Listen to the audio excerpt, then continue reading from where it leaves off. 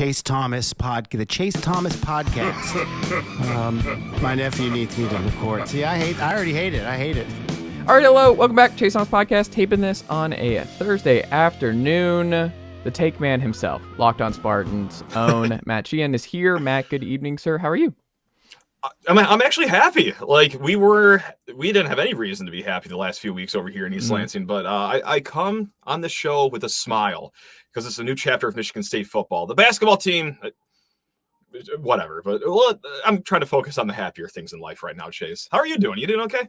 I mean, same. The basketball, like playing the toughest schedule out of the gate here of any Power 5 team for Tennessee has been pretty brutal. And North Carolina was rough last night. Connect, hopefully avoiding a long-term injury there at the end. So I don't know. Like we're just trying to survive basketball season. It's very Tennessee to like have the most high expectations possible. Tom Izzo being like that's a title team and this, that, and the other, and then you're like, all right, and it's gone. Like very New York Metsy right out of the gate here. Dude, like we couldn't even make it to December before we went from top 5 to unranked. It's like, look, I get it. You want to iron forge your team, bring them through adversity at the start of the season, but like it'd be nice to like win some games. I don't know if it would be nice greedy. As a treat.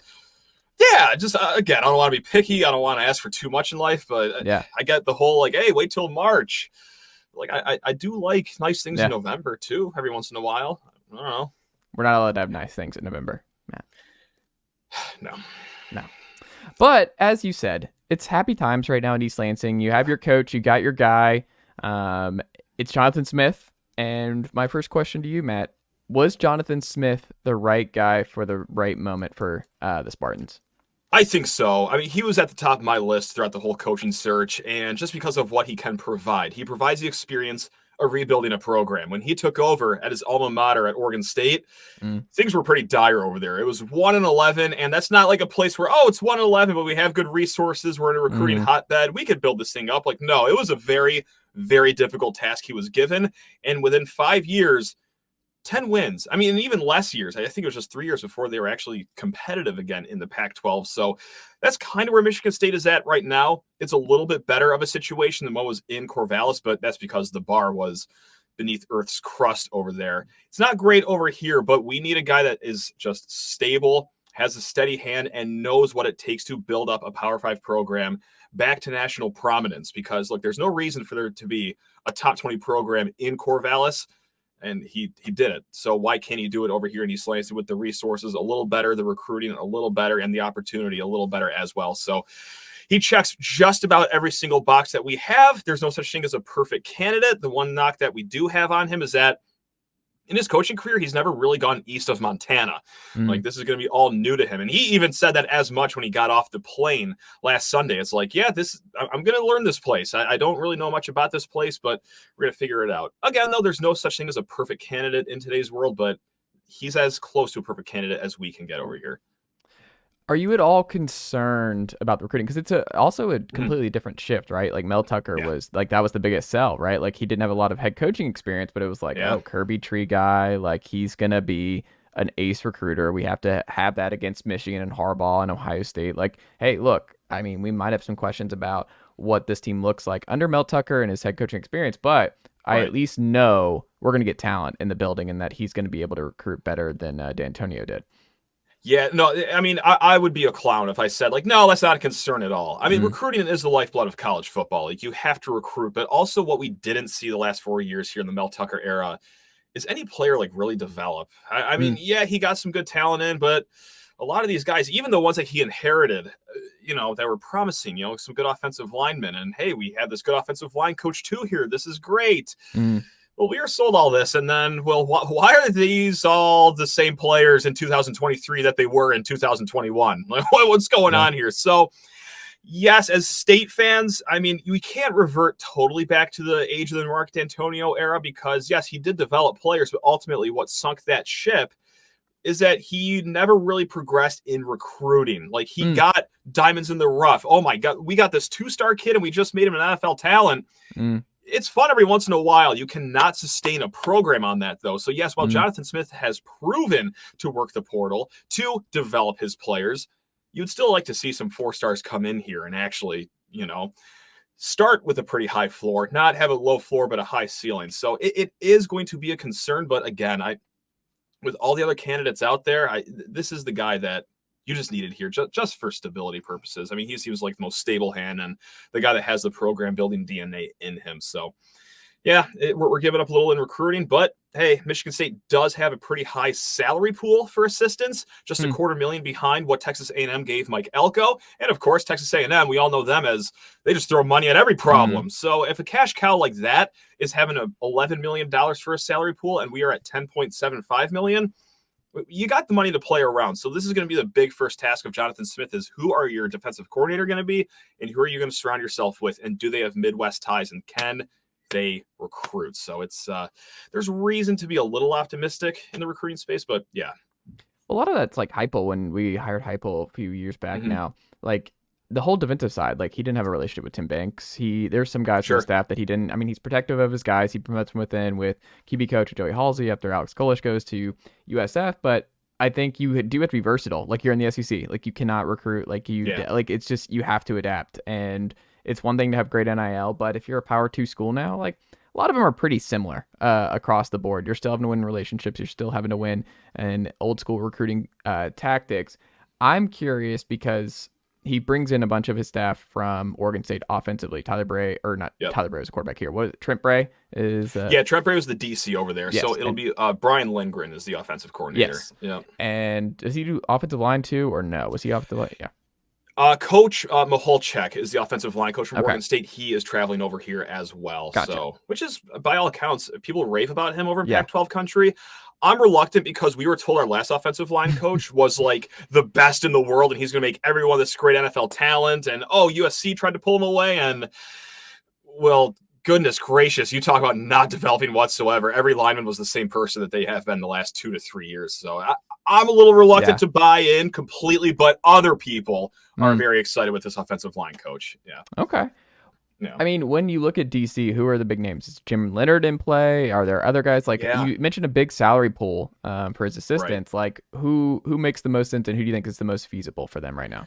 Jim Leonard is the name I keep throwing out just because Trent Bray. I keep screwing that up. Yeah, there's like Brent Bray, Trent Bray, like the Tyler Bray. It's just, it's going to take some time. There's too many out there. There's too many. But I keep on throwing Jim Leonard out there just because his success with Wisconsin and also will, maybe I'm panicking a little bit that we don't really have anyone with Midwest ties. So I just gravitate towards that name.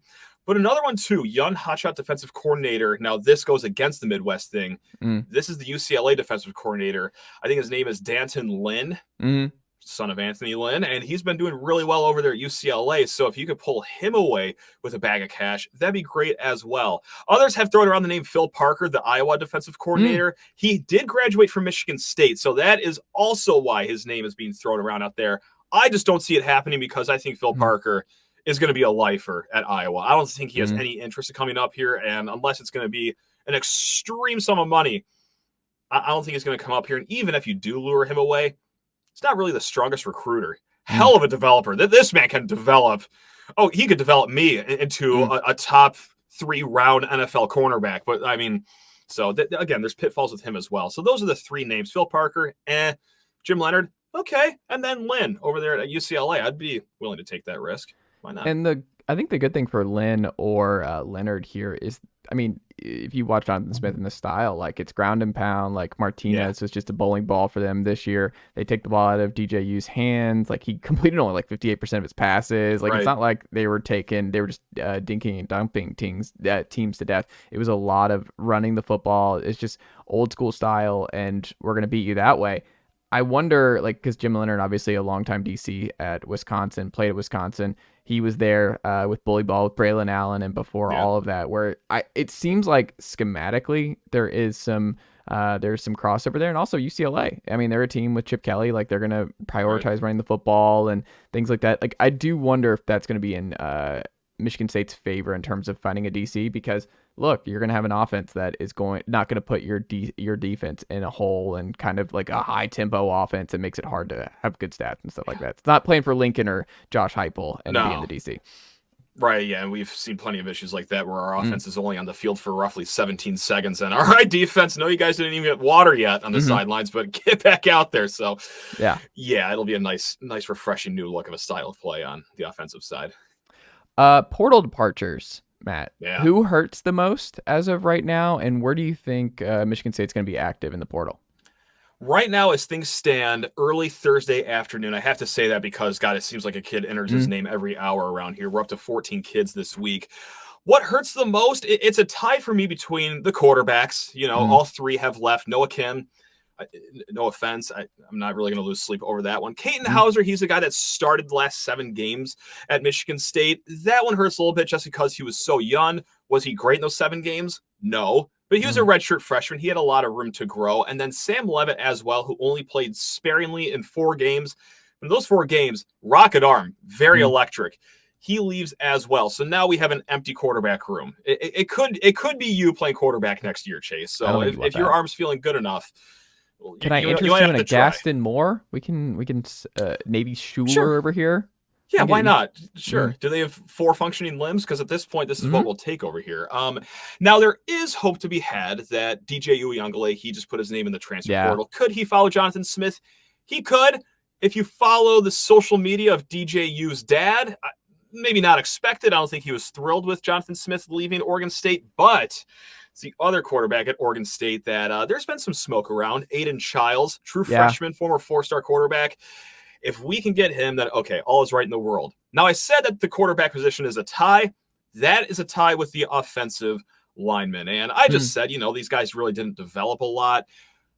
But if they could get legitimate offensive line coaching, these are guys that have starting experience, that would be nice. Because I don't want, let's say, for example, Aiden Childs does come here. I don't want this kid coming here and then having a Colorado situation happen where, yes, we have a talented quarterback, but he's seen 4 guys in his face every single time he drops back because there is no offensive line. I mean, look, I know our offensive line didn't light the world on fire this year. At the end of the day, though, starting experience and, hey, they get a full offseason with a real offensive line coach. I do get a little worried about, like, okay, I know the portal can fix a lot, but can it replace a whole starting offensive line? I just don't know if that's even possible. I know you can fix a lot, but probably not. Yeah. I don't know. A lot of Ivy League guys in there right out of the gate, and I'm like, that's a big jump to ask. Hey, I know you've been playing Ivy League football for the last 3 years, but are you ready to go defend against Ohio State and Michigan fronts? Yeah, it's going to be great. You're going to have a great time.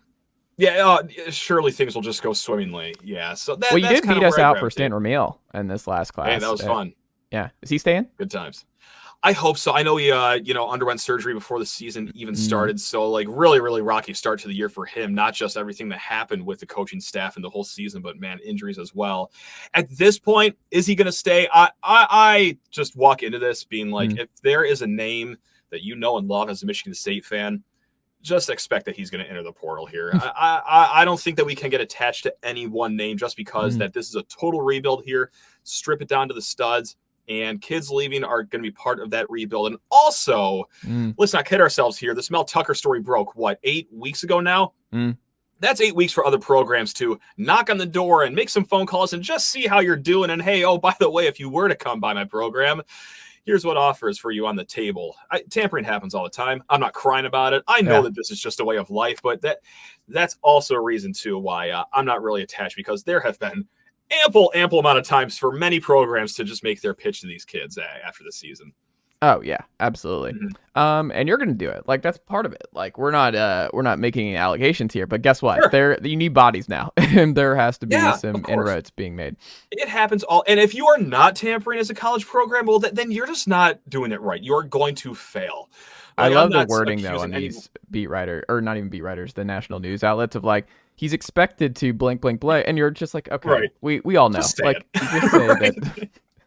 Right, like Riley Leonard enters the transfer portal with a no contact tag, and Pete Thamel's already saying, well, it's looking like Notre Dame. It's like, oh, surely that's just a guess. Or maybe Riley Leonard grew up with Notre Dame posters on his bedroom wall as a kid. Like, we all know what's going on here. This is just the Wild West, and there's no end in sight. And I hate it, but I kind of love it. So it is what it is. Yeah. It's going to change how we look at quarterbacks, I think, more than anything, because so many, because the NFL obviously has a bunch of journeymen, and you've seen a lot of musical chairs, the NFL level this year with injuries and stuff. But I just think with college quarterbacks, I think you're not going to have as much time to develop. You're going to need to be more ready-made. But it's also like, I don't know. I think you're going to see a lot of guys where we were so obsessed with, like, we got the 4-star in, we'll develop him over the course of 4 years, this, that, and the other.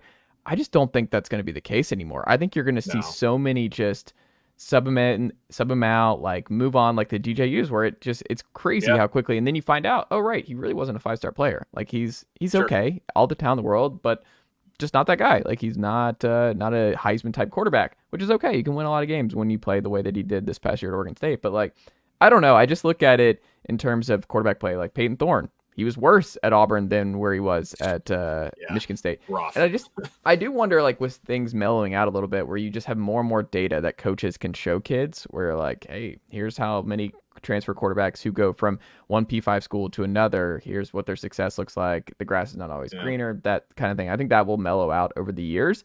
But I just think we have so many journeyman quarterback who don't move the needle. People get so obsessed with these names. And I'm like, do you really think Riley Leonard's going to move the needle for Notre Dame next year? Like, Sam Hartman's pretty good. Like, I don't think it makes him a title contender. They won 9 games. Like, maybe get to 10.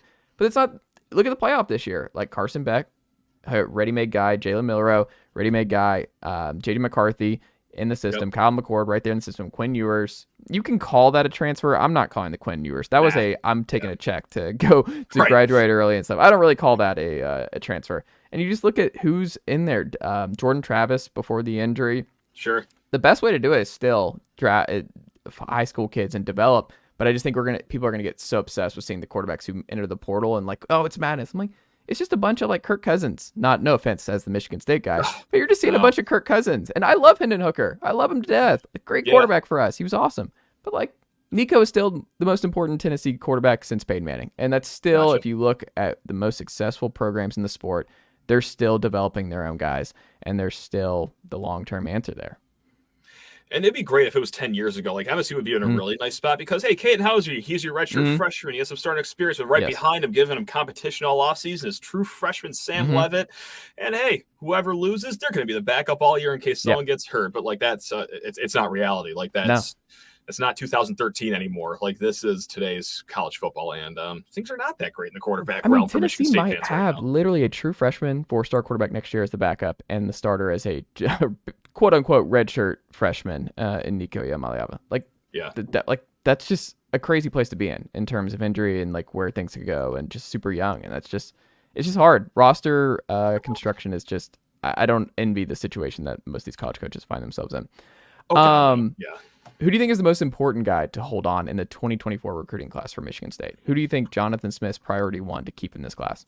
Yeah, it's an easy answer for us. It's 4-star wide receiver Nick Marsh, and he is going to stay. Like, he just went on the record and said, I'm sticking with Michigan State. Like, I had a conversation with Jonathan Smith. So, like, he is locked in, which is very nice to have because, you know, just for a few reasons. Not only what he brings to the field. I mean, right now, there's enough receivers also in the portal, too, where Nick Marsh can be wide receiver 1 as a true freshman. Like, he's good, and he's a pretty good dynamic player. I mean, he's Keon Coleman light right now. I don't want to, say he's going to be a top 10 pick right off the bat, but really good at high point to the ball, good jump ball option, downfield threat, and then also just what he means for regionality, too. Like, this is a Detroit kid. He is a local kid, so it's nice to just keep one of these guys. So that is very nice. Now, there's a running back down south, too, Anthony Scuda Carey, who decommitted a week ago or a week before Jonathan Smith was hired. There's smoke billowing that a budding relationship might be back in the fold here. So that'd be nice because, again, that'd be a nice playmaker to have as well. And am I a little PTSD-y right now because we just saw no less than 13 running backs get hurt this year? And yeah, maybe that has something to do with it, but I like him as a backup running back option as a true freshman and Nathan Carter up here as well. So that'd be nice. 2 offensive skill position players, which I know is weird because, usually success is built in the trenches, but those 2 guys, just because they can have instant impact next year, I think. I like it. Who's left on the board? Who do you think is the most realistic big target left that Jonathan Smith should be able to get involved in this class? Yeah, I'm going to go actually to the trenches right now, and I'm going to go with an Oregon State commit right now. His name is Rustin Yun. He's a 4-star offensive tackle, the only 4-star in Oregon State's class. Now, what makes it hard is, just the whole flipping this and that. But this man is from Hawaii. Yep. Now, I know that planes exist. I know that there are many ways to travel from point A to point B, but oh my God, that is far from home. And I know he wants to visit Michigan State before early signing day. I just really hope that it is at least a mild day of weather here in East Lansing, like a nice 48-degree day, sun shining, not a lot of wind, because I would hate for this kid to touch down at Lansing Airport and then, oh God, it is 18 degrees, it's a blizzard, and it is downright miserable here. And look, I don't know how much weather impacts this kid, but hey, after hopping off a 10-hour flight, touching down your feet to some snow on the ground, that might really hit you. Okay, I'm really far from home. Yes, I know I like Jonathan Smith. Yes, I know I like this offensive line coach, but whew, oh my, this might even be a stretch too far for me. So things are looking good for the Rustin Young flip, but man, I get very nervous very easily, but the whole situation I just painted is hard for me to ignore right now. I like it. Final thing, and I'll get you out of here, Matt. Yeah. Why Jonathan Smith will work at Michigan State and why Jonathan Smith will not end up working out at Michigan State. So you heard me talk about how he built the program, right? He went from 11-1 to 10 wins in 5 years, but also the position that he can take under his wing as well. He's a former quarterback. He has revived DJU's career. Aiden Childs looked pretty good as a true freshman. He is a solid quarterback developer, and mark me as a casual for this, but that's the most important position on the field, I would say. You would like a good quarterback more times than you would not have a good quarterback. So generally that speaking, is, not to go full casual here, but I would like a good quarterback. So it's for that reason right there. Also, just how well his staff has developed. And I know I talked about being gun shy to just blindly trust that everything is going to work out based on what we saw with the last staff here. But at least with the guys that Jonathan Smith has brought in so far, he's bringing in 4 to 5 guys right now. All 4 or 5 of those guys have a proven track record of developing kids into NFL talent at a place where it is very hard to do so. Like Jonathan Smith did all of this without ever having a recruiting class in the top 50 in Corvallis, which is that's damn impressive. In the shadow of Washington, the shadow of Oregon, USC, if you want to call it that as well. Yeah. It's something else that he was able to have that much success. So that's why, just program building and the positions that he can develop as well. I like it. Matt, what can we go check out from you across Locked On Spartans this week? Locked On Spartans, we're talking recruiting. We're talking all things Jonathan Smith. And then when that round orange ball hits the hardwood again next Tuesday against Wisconsin, we'll talk about that as well. But right now, football is king here. So, it's all Jonathan Smith 24/7 here at Locked On Spartans, basically. There you go. Go subscribe today if you're not already. Matt, keep up the great work, sir. And we'll have to check back in again soon. You got it. Great talking to you, Chase.